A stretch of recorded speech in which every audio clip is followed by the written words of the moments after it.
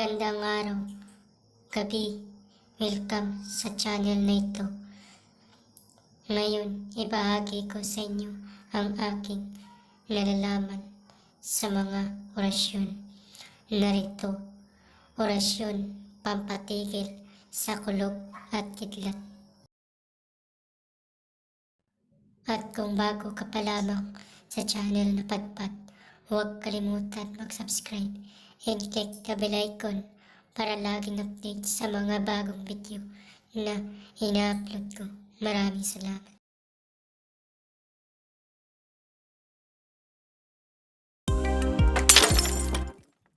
Pamilin, malin at pagkaingatan ang bawat ibinabahagi ko sa YouTube channel na ito. Ang kapangyarihan na kapaloob dito ay lubhang maiwaga. Gamitin lamang sa kabutihan at pagganap ng kalooban ng Diyos.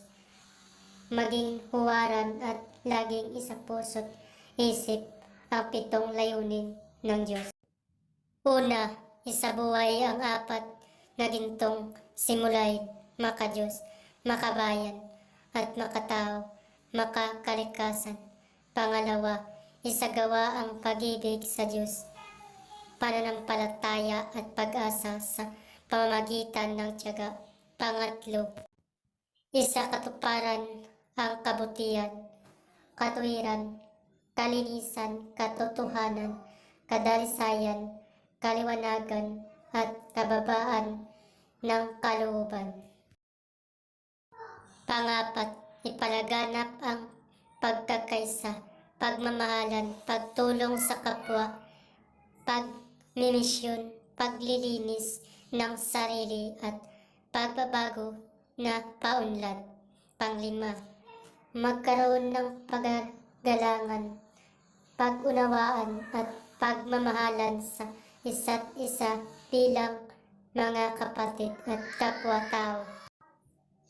Panganim, maging dakila sa isip, sa salita at gawa para sa Diyos, sa bayan at tao. Pangpito, ipagpatibay ang kautusan ng Diyos, tumulong sa pagpapaunlad ng katawan ng bawat kasapi ng samahan at tumupad sa hadikain ng Diyos sa tao. Sa pamamagitan ng pagsunod sa mga layuning ito, ang isang naghanap sa Diyos ay makakasumpong sa Kanya at hindi pagkakaitan ng Kanyang liwanag.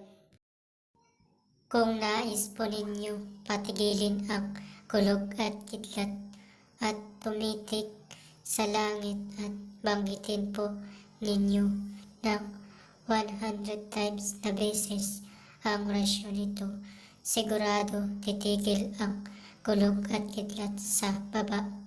Kung kayo ay pagkalooban, magdasal muna ng 3 Ama namin, 3 Aba Ginong Maria, at 3 sumasampalataya at hilingin sa Diyos ang iyong ninanais.